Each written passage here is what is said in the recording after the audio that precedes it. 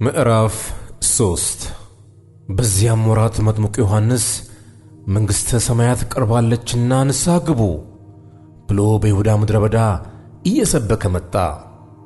በነቢዩ በኢሳይያስ የጌታን መንገድ አዘጋጁ፣ ጥርጊያውንም አቅኑ እያለ በምድረ በዳ የሚጮሰው ድምፅ የተባለለት ይህ ነውና።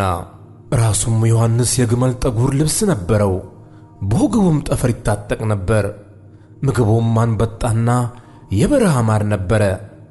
ያን ጊዜ ኢየሩሳሌም፣ ይሁዳም ሁሉ በዮርዳኖስም ዙሪያ ያለ አገር ሁሉ ወደ እርሱ ይወጡ ነበር።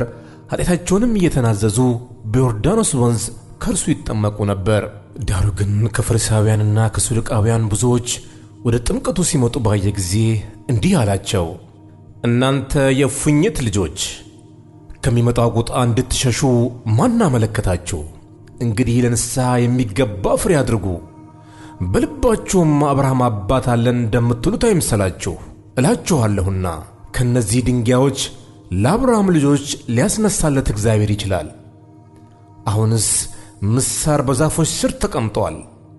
እንግዲህ መልካም ፍሬ የሚያደርግ ዛፍ ሁሉ ይቆረጣል፣ ወደ እሳትም ይጣላል። እኔስ ለንስሐ በውሃ አጠምቃችኋለሁ።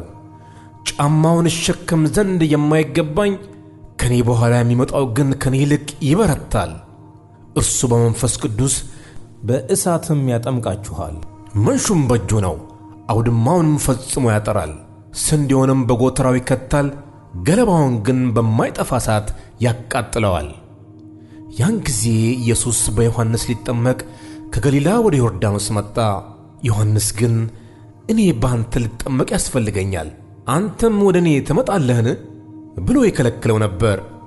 ኢየሱስም መልሶ አሁንስ ፍቀድልኝ፣ እንግዲህ ጽድቅን ሁሉ መፈጸም ይገባናልና አለው። ያን ጊዜ ፈቀደለት። ኢየሱስም ከተጠመቀ በኋላ ወዲያው ከውሃ ወጣ። እነሆ ሰማያት ተከፈቱ፣ የእግዚአብሔርም መንፈስ እንደ ርግብ ሲወርድ በእርሱ ላይም ሲመጣ አየ። እነሆም ድምፅ ከሰማይ መጥቶ በእርሱ ደስ የሚለኝ የምወደው ልጄ ይህ ነው አለ።